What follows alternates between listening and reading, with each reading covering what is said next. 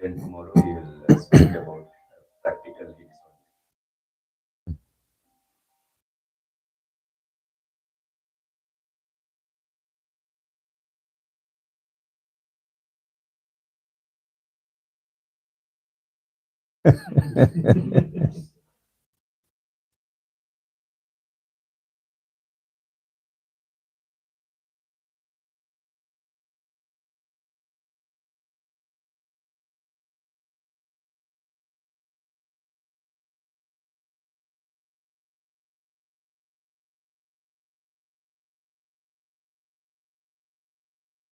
Yeah, this past year, I gave a series of talks at Art Center on meditation, and I tried to approach it from a slightly different point of view. This practical hints, some of them will sound a little theoretical. It'll get a little bit more practical afterwards, but it kind of stems from the idea that meditation as a practice of concentration, attempt to control the mind through the power of the mind, is almost doomed to failure. I think it's almost universally experienced that when we sit for meditation, that we have some sincere desire to focus the mind on something particular. We'll take the help of a mantra, we'll take the help of some Ishtadevata, some image of God that we can try to focus on, and we'll repeat that mantra, and we'll find that the mind will wander, or the mind will get tired and fall asleep. So we have these two main problems. Vikshepa, the mind gets restless. And the other is laya, that we get into a drowsy state. Sometimes we absolutely fall asleep. And we're generally told that the solution to all of this is something called abhyasa. So abhyasa means keep trying. That the mind wanders away, that you pull it back to the objects of meditation. It wanders away, you pull it back. Gradually the mind gets trained, like training a dog. That the dog knows as soon as it wanders a little bit, he'll feel a tug on the neck, and eventually the dog will know not to wander at all. But it doesn't work. This is the this is the main problem. It works to some extent. I don't want to be too pessimistic, but many devotees who practice meditation for decades, perhaps don't find their power to concentrate very much greater than it was in the very beginning. Sometimes it's greater in the beginning. In the very beginning of spiritual life, everything is new and exciting. And then after it becomes a little bit of a chore, and then we find the mind wanders. And as we get older, the mind, it's like anything else, any other part of the body, that it loses a little bit of its vigor. So we may find as we're getting older that this power to concentrate the mind is becoming a little bit less. So what are the reasons for this? I tried to think, what are the, not just hints, how can we improve our meditation, but why is it that the mind wanders? Now, one thing is that this is the nature of the mind. We're told this over and over again. The example that Swamiji gives is a very stark example. It's like a monkey that gets drunk, that's stung by a scorpion, that's possessed by a demon. And this is the nature of the mind. We accept that. This is the nature of the mind, but still, we're trying to somehow concentrate the mind to a certain extent so that we can pierce through, we can reach some higher level or some deeper level, something like that. So, the first thing that I want to suggest is that we try to analyze the process of meditation, not only what we're trying to accomplish in meditation, but what's actually happening in meditation. What is the process? How does this concentration of mind lead to some breakthrough and some deeper spiritual type of experience? So my first suggestion is that we pay more attention to what's actually happening in meditation, what the content of meditation, function of meditation, rather than look upon meditation as technique or something simply on the mental realm, mental level, that we're trying to concentrate the mind. If it's just we're trying to concentrate the mind, then we have to ask, how will that help us? How will that help us if we're just looking at this as a function of the mind, trying to concentrate the mind? So if we analyze what's actually taking place at the times of meditation, we can get some deeper insight into what is the relationship between mind and self, to this consciousness, the indwelling presence of the divine, if we want to look at it from that point of view. So understanding what's happening in meditation will give us an understanding of what is the real nature of the self, what is the relationship between lower self and higher self, devotee and God. We start to look at it from a slightly different point of view. Let me give one example. If we're learning to drive a car, and we're told that you put the key in the ignition, these are old-fashioned cars, or you press a button, and the car starts, then you put it in gear and you go. We don't have to really understand what's happening, that somehow the ignition is creating a spark, and something will be able to turn an engine, and there'll be pistons and there'll be belts, and it'll be attached to the axle, and somehow the wheels will go forward. We don't have to know all of that to be a good driver. Meditation, from the point of view that I'm trying to present, is the exact opposite. That without having some understanding of what's taking place, it'll remain on a superficial level, a mental level.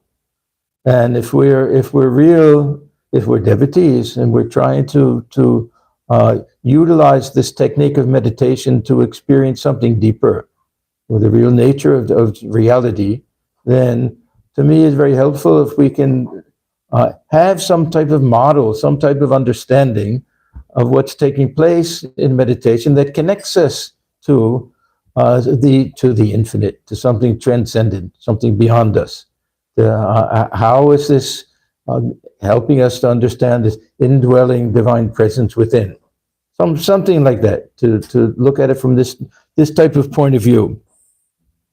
Now, when we talk about what takes place in meditation, we have different models that we can use. And some of them are what we'll call dualistic models. And we have to remember that Raja Yoga is based on the philosophy of Sankhya, which is a realistic philosophy. That means no question of, don't even ask, is this world unreal or this world is real? We accept it. We accept that this is the combination of the gunas, and this is nature, and the mind is part of that. The mind is an instrument. So this is the model that we can use. And now I'm purposely using this word model because I think it's a mistake to ask ourselves these deep philosophical questions about the nature of the mind. That do we really want to say that it's something material?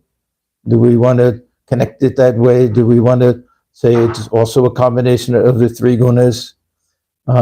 These are interesting questions, but from the point of view of meditation, we're trying to create an image in our mind. That won't help. The phlegm problem. But thank you. Trying to create a model, an image in our mind, which will put things in a certain type of context. So this Sankhya point of view, which I might add is fully accepted by the Vedantists from the relative point of view. If we go through the philosophy of Vedanta, we'll find that with cosmology, with psychology, that they borrow freely from the Sankhya philosophy. But at the end, there'll be a little difference. At the end, they'll want to say what you're calling nature, it will say is also Brahman itself in some manifest form. Okay, forget about that for now. We're not going to bother about that too much. We want to establish some way of understanding what's taking place. So this model is a way of looking at the mind as being able to reflect consciousness. So we have this model, this image, where the sun will be shining, and Thakur uses this image freely. And we look upon this body as a container, and the mind is the water inside of the container, and the sun will be consciousness, and that reflected sun will be the divine presence within. And the whole purpose of concentrating the mind will be to keep the mind from breaking into ripples. So if we have a very active mind, the mind is running all around, that's like the surface of the water that's choppy. Now, if it's very choppy, you won't get a good reflection of the sun. The second thing is that this water can get muddy. So this muddied water also won't allow a good reflection of the sun. So these two things are what we mean by purity of mind and purity of heart. This pure mind is the quiet mind, still mind. This pure heart is the pure water. So this is why in meditation and in spiritual life in general, that we can't simply rely on our intelligence. We can't simply rely on even the power of the mind to concentrate. The heart has to be purified. We have to be able to lead a life of simplicity, a life of purity, a life of unselfishness. And this is why all of the systems in Vedanta and Raja Yoga, we start out with this Shamadhamma or with this Yama Niyama. We start out with this ethical and moral principles. So this is a very nice illustration and example that we can understand that if we can only make the waves subside, this is called chitta vritti, that the waves of the mind, if we can get them to become very quiet, and we'll get to this later, but we'll never be able to still the mind when it's filled with all sorts of types of restlessness. So this purity of heart is the most important thing. This is what comes first. That if we analyze why do these thoughts come up at the time of meditation? These disturbing thoughts are just outside thoughts. Everything other than what we're trying to do. Underlying every thought is a desire. And some hidden samskara, and also indicates that there are certain things that attract the mind. And this attraction for sometimes it's worldly enjoyment, sometimes it can be anything. It can be friendly relationships with people, it can be all sorts of different things.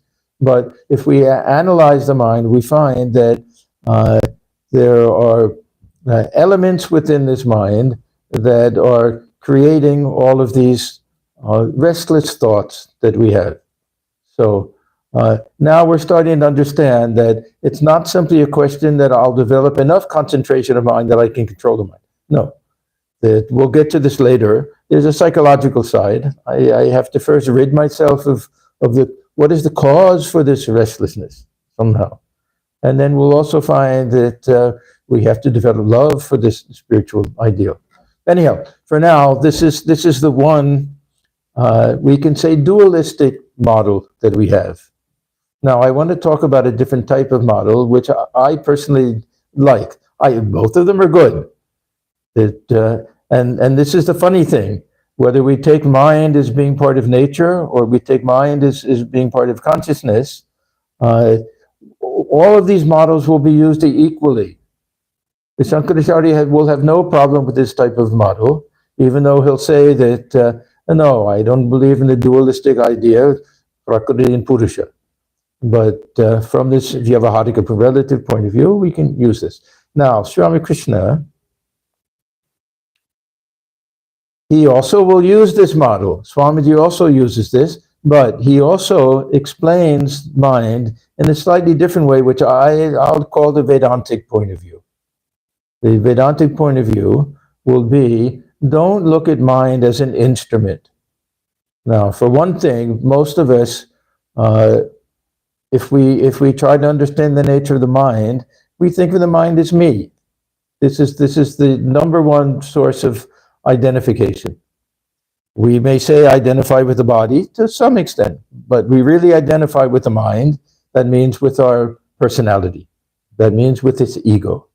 This is the sense of identification. So when Sri Ramakrishna says that pure mind and pure buddhi and pure atman are one and the same.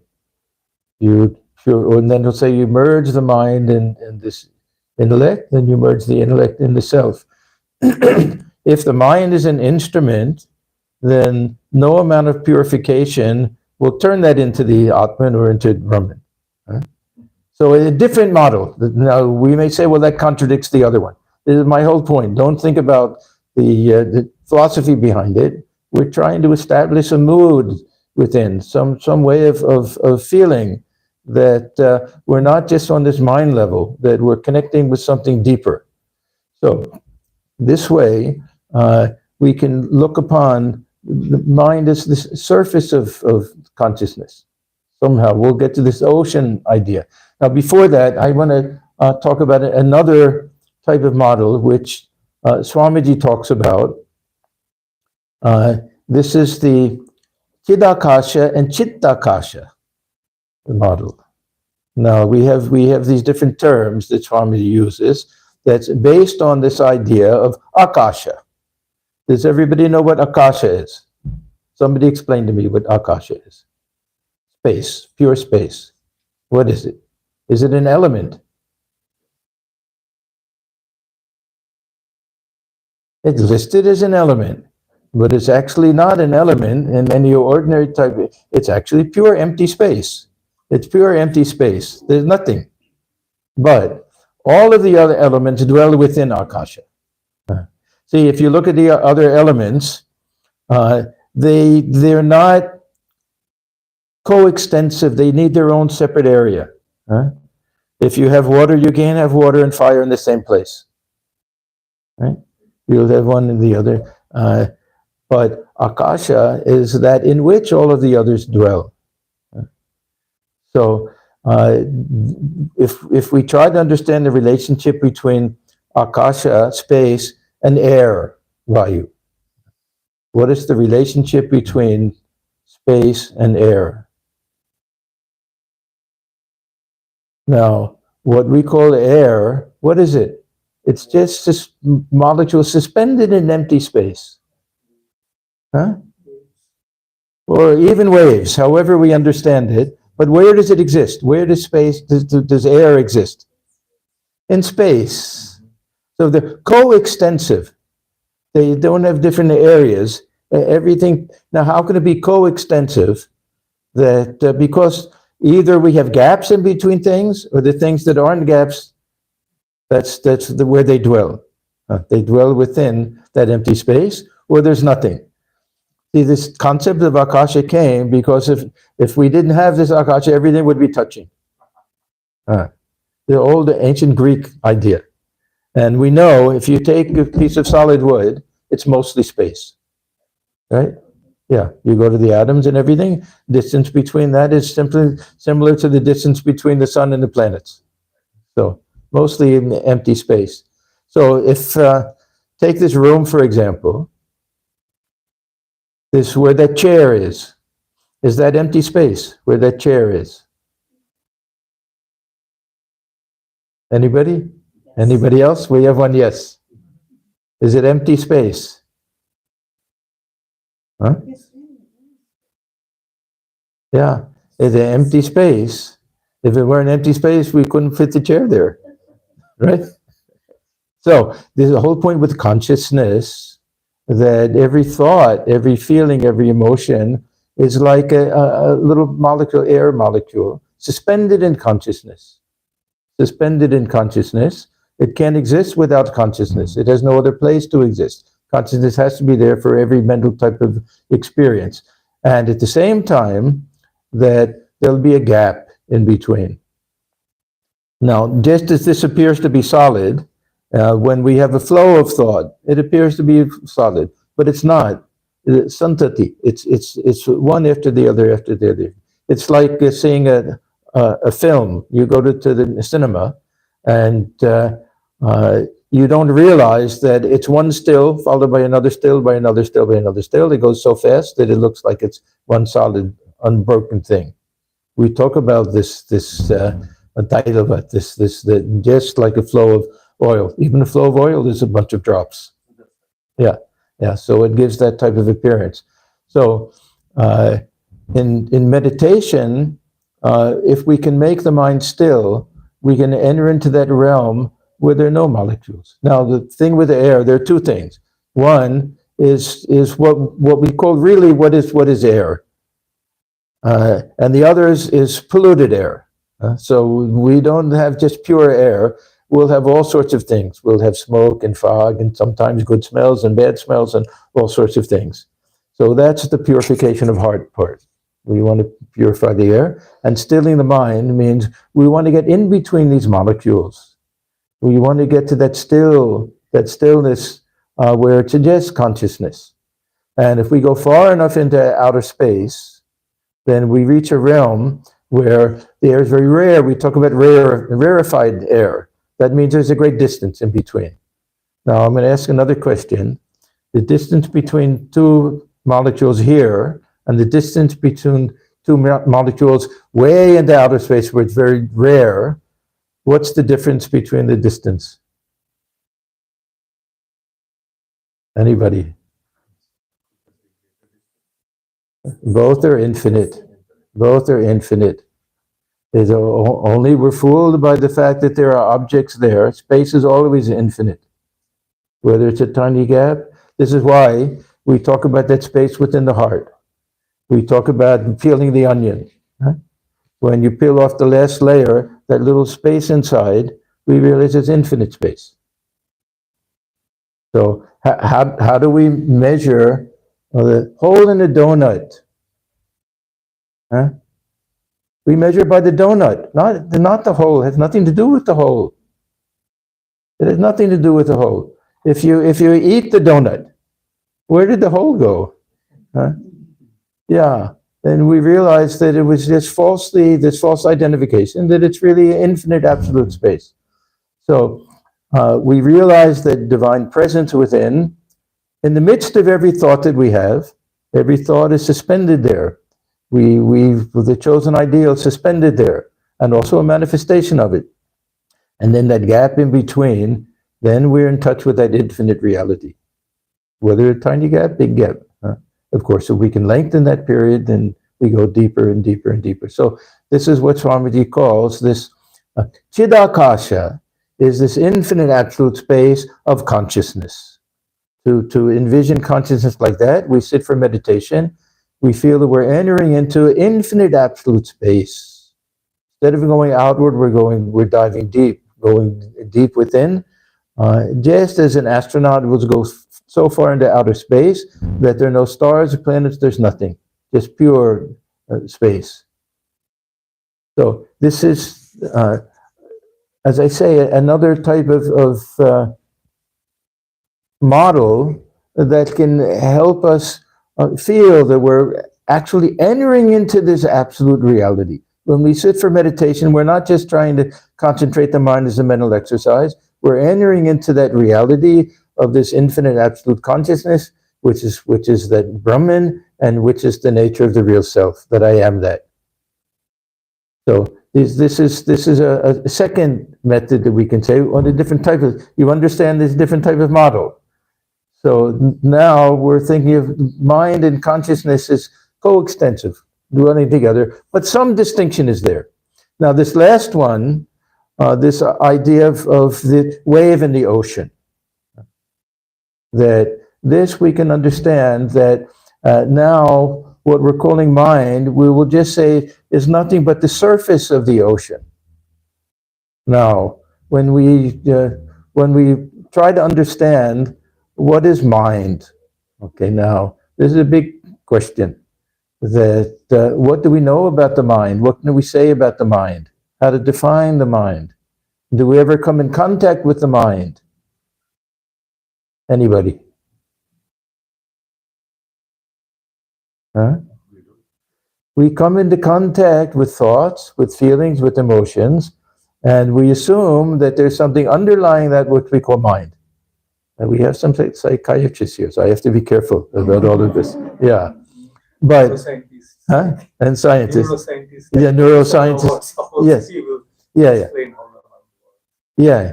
No, we can say how it works, but what is it from the metaphysical point of view? We know how it works. We know it. Swamiji gives the example of matter. Now we know how things interact and how they work, but what is matter? What we actually call matter? What is it underlying the surface of things? In philosophy, this is called the thing in itself. We have two things: the thing for itself, the thing in itself. That how we experience things and what things are, just in their own reality, that's unknown and unknowable, according to most philosophers, almost by definition, that we only know the surface of things. Now, if I want to know what's underlying the top of this, and I put some thinner on this and everything, I scrape it off, I'm just getting another surface. So no matter what we do, we get to the molecule, it's still, this is the phenomenal or phenomenological aspect of something, how it appears to us. So there's a school of philosophy called phenomenology. This was my subject when I was an undergraduate. I love this phenomenology. A very brilliant idea. Everything we know is we know only as we experience it. And what is the real nature of it, we can't say.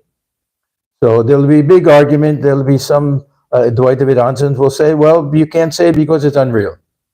There'll be others that'll say that, well, it's nothing but Brahman, manifestation of Brahman. Phenomenology, they're very clever. They say, we can't say, we're not going to bother ourselves with that. And yes, we know. But if there's a surface to something, there has to be a ground to it. Yeah. So Swamiji says, underlying this external phenomenal universe is something unknown and unknowable we call X. Underlying this surface mind, which is the only thing that we know. All we know is the thoughts that come to the surface.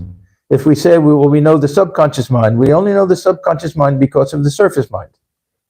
Either we remember things that are causing it, or we see that some odd effect is coming, and we assume through anumana, through inference, that something is causing that, but we don't. So underlying that is something called Y. He says X and Y are both Brahman, according to Vedanta.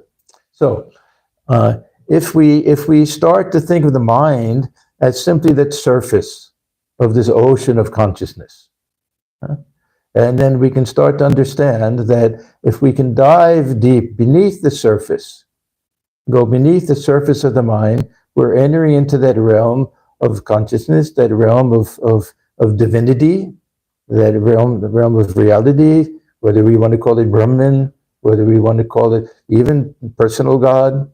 That again, these are all different attitudes that we take. Everything depends on our attitude. Another teaching of Ramakrishna, he used to say, "Moni ekota." All the questions of the mind, how we understand things. Forget about what is the real nature of things, because that's speculative. The only thing not speculative is the real nature of the self. We have the direct experience. Everything with this external world is speculative, different ways of understanding it. So if we understand meditation as a way of going deep, that we dive underneath the surface, then we can start to understand how it is that meditation can plunge us into that realm of reality, of God, of consciousness, that it's just beneath the surface, that it's supporting everything, that every thought that we have is supported by consciousness. It dwells within consciousness. Every thought that we have is a manifestation of consciousness because it's a manifestation of mind. Every experience that we have all comes through the mind. Everything comes from the mind. Everything's experienced through consciousness. Now we have this, the role of consciousness, of the sun, reflected sun, it's illumining the mind. It's allowing this mind to function. At the same time, it's observing. So we have these two concepts. If you read this Panchadashi, we're reading Panchadashi now at our center. Very difficult text. Very confusing, but it makes a couple of very nice distinctions. The one is what's called kutastha. Kutastha, it means that which is unshakable, unmoving like a mountain. That means this witnessing consciousness. And the other is called chidabhasa. Chidabhasa is that the self that is a reflection of that. The sun that's reflected in the container of water, we look at that and we assume that the sun belongs to the water. We assume that it's part of the water. The scientists will even explain how the sun grows out of the water without any connection to the real sun. Yeah, this is what's called the jivatman, jiva, or this chidavasa, the apparent self. So this real self will be functioning as the observer, but at the same time, this real self is manifesting as the mind and allowing the mind to function. It's functioned by the light of the mind and all of that. So when we talk about diving deep in meditation, and what does it mean to go below the surface of the mind? For one thing, we're trying to transcend this intellectual side of the mind. When we talk about making the mind free from all vrittis, now we're making the mind, we have this term manonasha. What does manonasha mean? Yeah, what does that mean?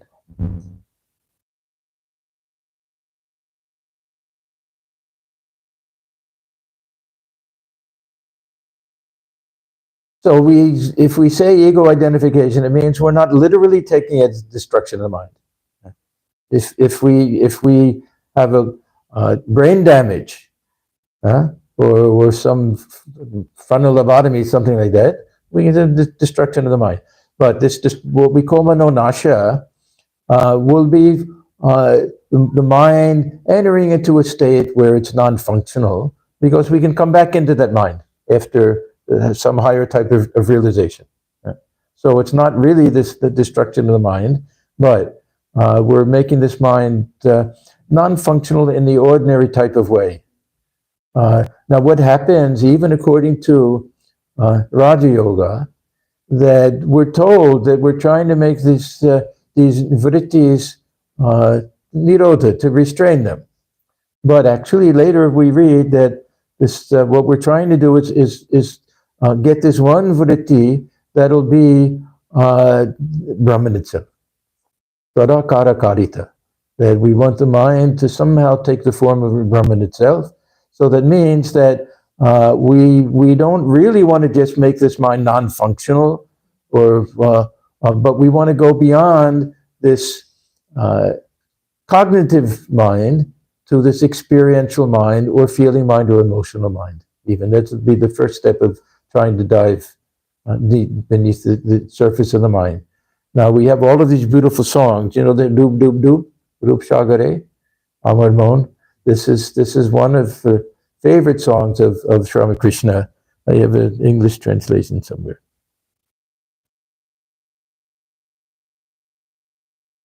Anybody can sing that song?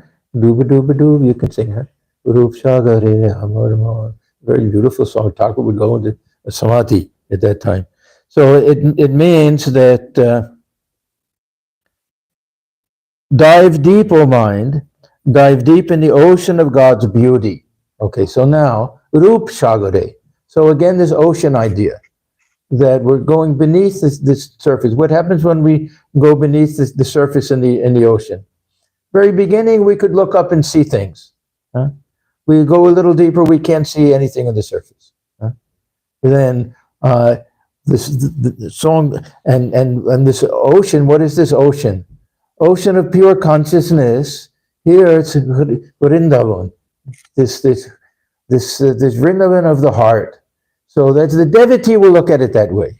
Now we're entering into the divine realm. The jnani will say, okay, pure consciousness. Why don't bring God into this? Huh? Devotee will say, now this divine realm. So dive deep in the ocean of God's beauty. If you descend to the uttermost depths, there you will find the gem of love. Yeah, so this Vrindavan of the heart is the way they explain it. So Thakur says many, many times that the gems are lying at the bottom of the ocean. You have to dive deep and go down, and you can reach those gems at the bottom. Now, the jnani, so the gems, what are the gems at the bottom of the ocean? These will be divine types of experience. We were talking earlier today, the difference between bhava samadhi and nirvikalpa samadhi. Bhava samadhi, see, because if we try to look at these different levels of the ocean, we have the surface, okay? That we dwell on the surface. For the surface, we can see outside things, inside things, both. And the mind is broken into waves and all of that. We go a little bit deeper, and we're withdrawing the senses, pratyahara. And we're dwelling within. We can analyze, we can think. We're still in the mental type of level. We can go a little bit deeper. We'll go into this heart center and start to feel emotions and everything. Now, one difficulty comes, that there are sharks and alligators underneath. Thakur tells us that that's where we get into trouble, because very often now we're stirring up the old samskaras. We're stirring up all these psychological elements and things, which we have to somehow try to deal with and get beyond all of that. So now we can go a little deeper. And how do we understand all these visions and experiences and everything? Because now this individual mind is mingling with this cosmic mind. Now this is philosophy again. We can accept it or not accept it. This is but one way of trying to understand it. I often try to understand, what does it mean, people have visions of gods and goddesses? To me, I understand it as that going deep down within, that we're entering into this realm where God can appear to us in all different forms. That it's all internal. So that means it's subjective, but not unreal. See, we have this idea, subjective means that it's imaginary. Yeah, it's not imaginary, but it'll be different for everybody. God will appear in the form that we want to see. We read this over and over again and hear about it. So we can understand it that way, that now we're entering into this cosmic realm, and we get to the very bottom, all those gems are there, different types of spiritual experiences and things. Now, for the jnani, we have another song. There's another one of Thakur's favorite songs, this Nibir Andhare Ma Chamaka Ruparashi. I also have a small translation for this. Where is it?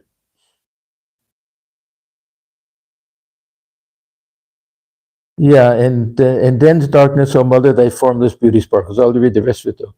In dense darkness, O mother, thy formless beauty sparkles. Therefore the yogis meditate in a dark mountain cave, in the lap of boundless dark, on Mahanirvana's waves, upborne, peace flows, serene and inexhaustible, taking the form of the void, in the robe of darkness wrapped. Who art thou, mother, seated in the shrine of Samadhi? So, we've this idea of the Divine Mother as infinite absolute void. There are areas in the ocean where we can go down that are so deep that light won't even penetrate.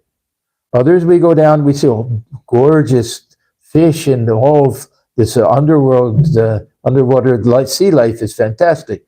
But you can go places even deeper where you won't see anything, just blackness. So that will be that nirvikalpa samadhi, that infinite absolute void. Yes.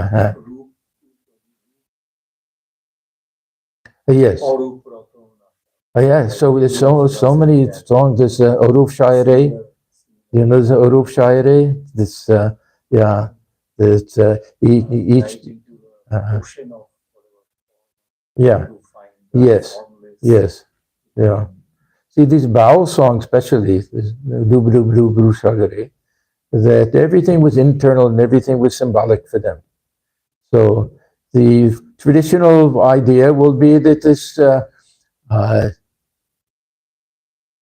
divine realms, that these somehow this Nitya Vrindavan, these ideas, and uh, Kailash for the Shaivas and everything, that somehow it's a place you travel to. But for them, everything is internal.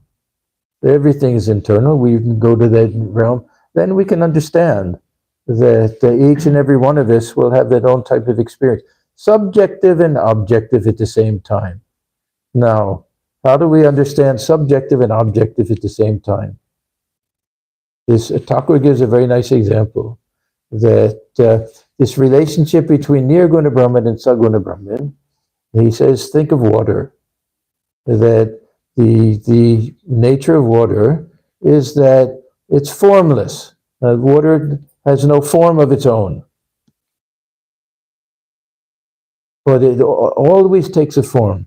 We'll never find it in the formless state. It takes the shape of whatever container that we use. So he gives his example of people taking water from a pond, that you take it out of a pitcher. Of course, he uses a different context. They take it out of a pitcher, and Hindus will use a pitcher. They'll call it jal. The Muslims will use, they have a kind of sack that they use. They'll call it pani.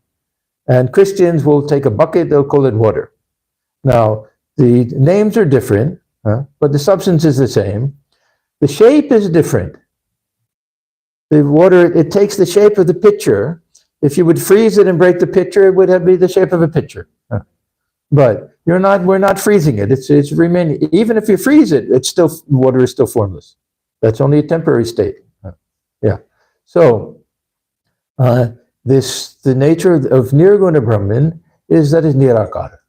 The nature of Saguna Brahman is that it'll take the form of the container that you put it in. And what is this container? This is the longing of the heart. Whatever form of God we want to see in whatever way, it'll take that particular type of form. So anyhow, this is the first element that I wanted to talk about. Create a context for meditation. Create the feeling that we're really entering into a divine realm. That it's not simply mental exercise. That this is the one time that we get. Swamiji says that meditation, the one time when you can be who you really are, where we can rid ourselves of these upadhis. That I can think of myself as that pure existence. I can think of myself as that ocean of consciousness, free from all these binding ideas of personality and ego and all these identifications that we have with our ethnicity, our political party, our religion, all the opinions that we have. They all bind us and separate us. In meditation, we can really feel, no, that's all on the surface. Let me go beneath that, and then we're all one beneath that. We're all part of the same one ocean of consciousness.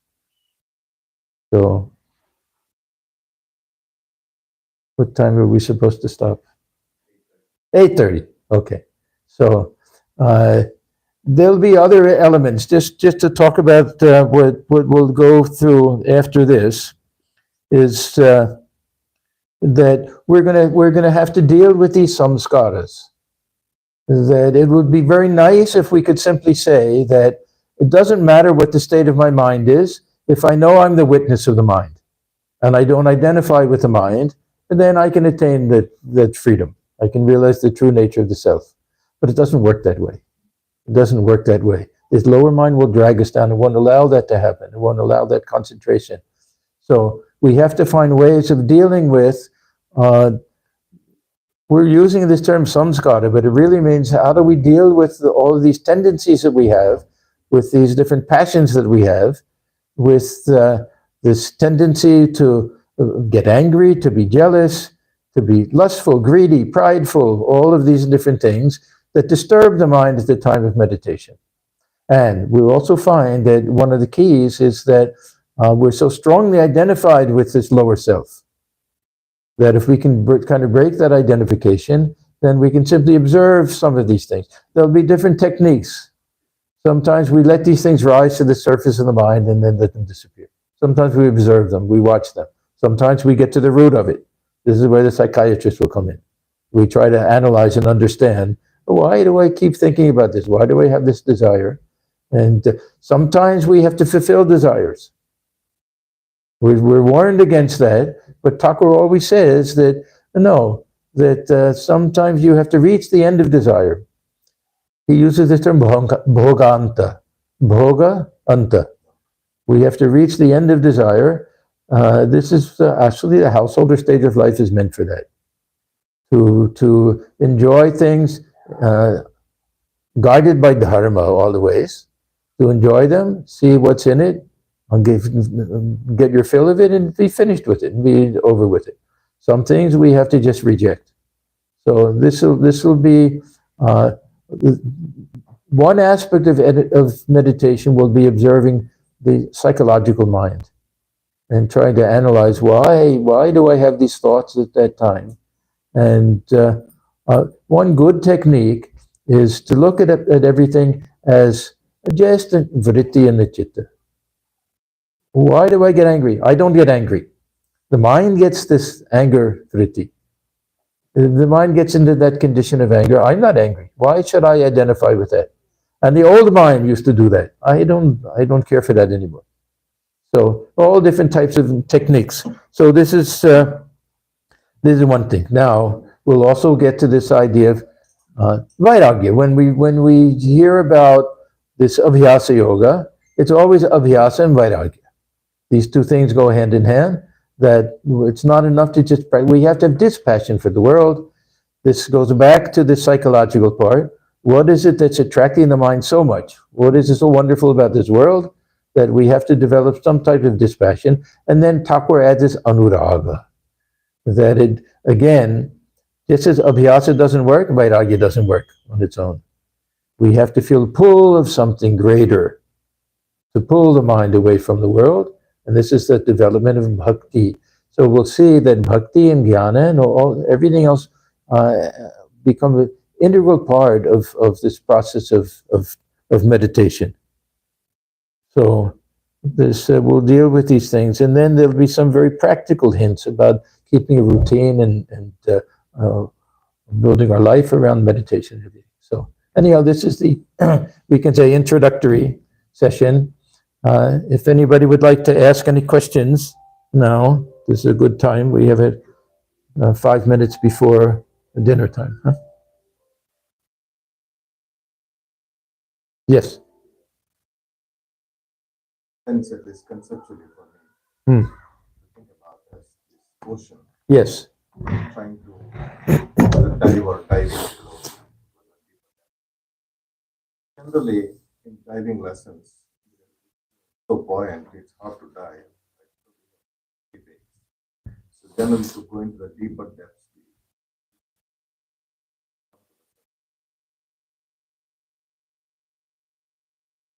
Anything like that we can do as an analogy.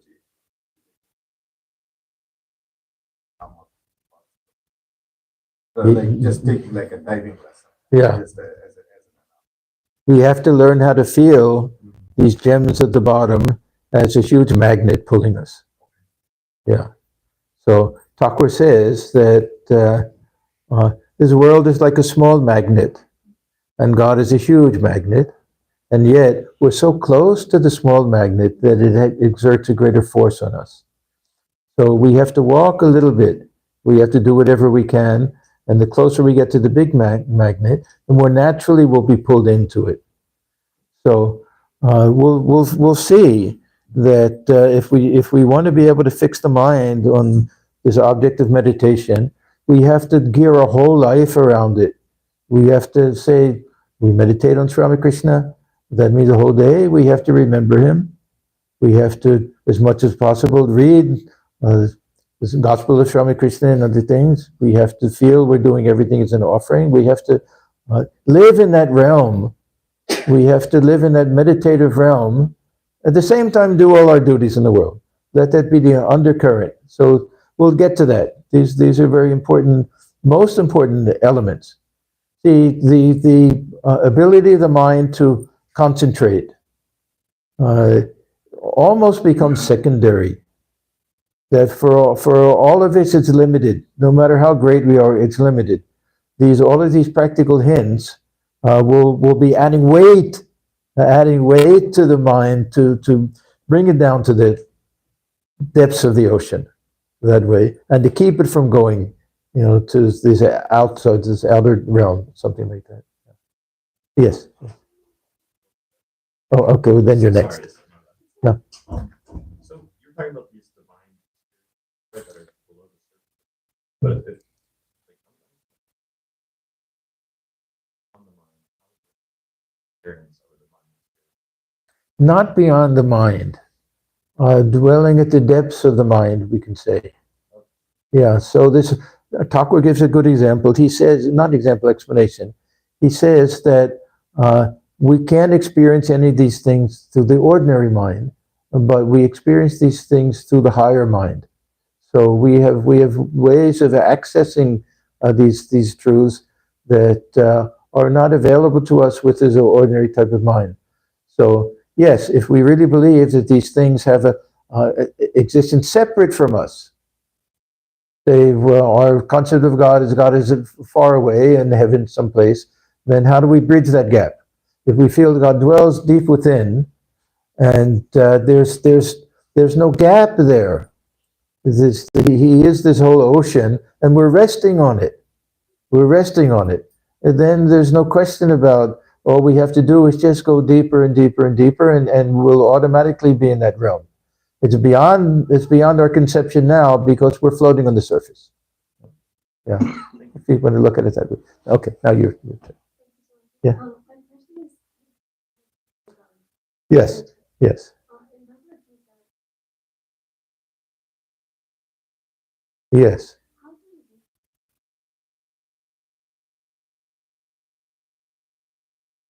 Okay, now he's referring to this Rajoguna, he says, that this is one of my favorite verses, that Arjuna asks Sri Krishna, why is it that we do things that are not good for us? We don't like to do it, we don't want to do it, they're not helpful, we know we shouldn't do it, and yet we do it. Anichanapi, as if we don't want to do it. Baladi vinayotita, as if we're being forced to do it. And then he says, this is the force of rajas, that kama esha, krodha esha. And these are highly destructive, these passions. All that anger, krodha, to me that's the worst. That they're highly destructive things that Sri Ramakrishna, he says, try to get rid of these things or give them a twist. Let them be helpful in your spiritual life. That if you have longing for fulfillment in external things, try to realize that ultimate fulfillment is within. Convert that feeling of we always want something we don't have, always running after things, then convert that into a spiritual thing. That to be tremendous longing, the longing for God realization. So two different ways of doing it. One, we try to eliminate these passions. He says that these will destroy us. These are the great enemy. So this is why I say in the beginning, the mind that's filled with these passions will have a terrible time trying to concentrate. In fact, the concentration will be on these negative things. If we're very, very angry with somebody, we sit for meditation, mind will be spent the whole hour, half hour, will be spent thinking, how could they act like that towards me? And what I should have done and how I could have gotten back at them. So, these are the great enemies, these passions. So we have to deal with them somehow. We can also tell ourselves that, look, these are destructive things. That I get angry, who am I hurting? I'm not getting back at the other person, I'm hurting myself. And this karma, that I'm always unfulfilled, always wanting something else. Now this bhoganta idea is that there'll be types of desires that are ordinary things that are not harmless things, they're not hurting anybody else, and they won't increase our desire. This is the test. We all know this famous verse of King Yayati, that you're simply pouring oil on fire when you try to eliminate it by fulfilling desires. Today it only, the flame will get higher and higher and higher. Those types of desires, we have to say, okay, now I understand that the more I engage in this, the greater my desire is. Now I find that I make a little money, I can control people. And they'll come and they'll have to bow down to me, and I get this desire, I want to be the wealthiest person in the world. It becomes more and more and more and more. There's no stopping it. That we can't indulge in. There'll be other simple things that I've always wanted to see, go to Switzerland and see the Alps. So I go one time, and it's not like, now I have to go back every year. I'm satisfied. There's bucket list types of things. Now I'm satisfied.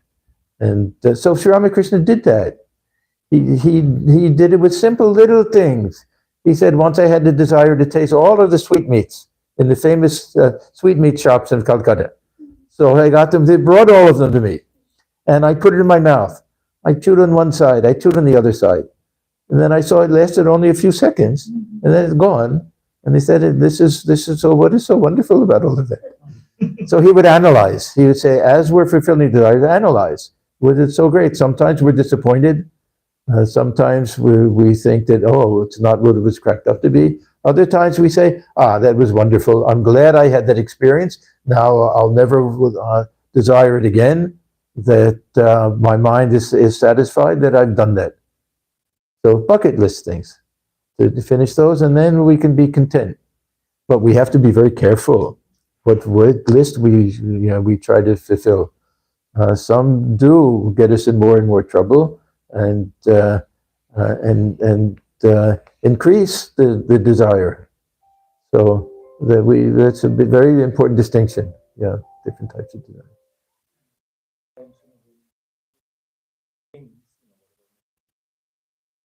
It's a habit. You start using it in the Yeah. gadget day. Yeah. 2 days they like it. Yeah. See, this a householder stage of life is meant to bring vairagya for the later stages in life. And this is why, what are the two aims of life for the householder? Kama, artha. Fulfillment of desire and accumulation of wealth. Accumulation of wealth doesn't mean that we want to get rich. It means we want to contribute to society, that we have to have a career and do all of those things. And at the end, we can say, I fulfilled my duties, the family, my children, everything. I led a dharmic type of life. Now I'm done with it. And I had some legitimate desires. I wanted to be able to, again, to contribute. I wanted to be a good person, good father, good mother, good husband, wife, all of that. I did all of that. Not this karma that I want to go and enjoy endlessly. That's not meant by that. But the two things that Thakur is always warning us against, Kamadi Kanchan, are the two things that are the aims of life for the householder. But dharma aviruddha. It can't be in conflict with dharma. That's the main thing. That it has the legitimate types of desires. So people who are very poor and have never experienced anything good in life, that Swamiji says that don't stuff their brains with religion when they're starving for a loaf of bread. And let them fulfill these little things. He said, even luxury, he says in one place, even luxury is all right. Let them get a little taste of that and let them understand. The people who have been grinding poverty, let them understand that, yeah, there are some nicer things in life, but they're not so wonderful also. Yeah. So this is a brilliant scheme of life. The brahmacharya stage, then we get settled and established in dharma, and we also get an ideal of moksha, mukti. Yeah? And then the householder stage of life, we dharma, we fulfill our desires and everything, and then we start to renounce slowly.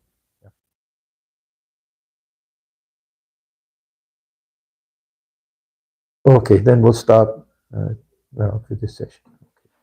Om Shanti Shanti Shanti Hari Om Tat Sat Shri Ramakrishna Arpanamastu.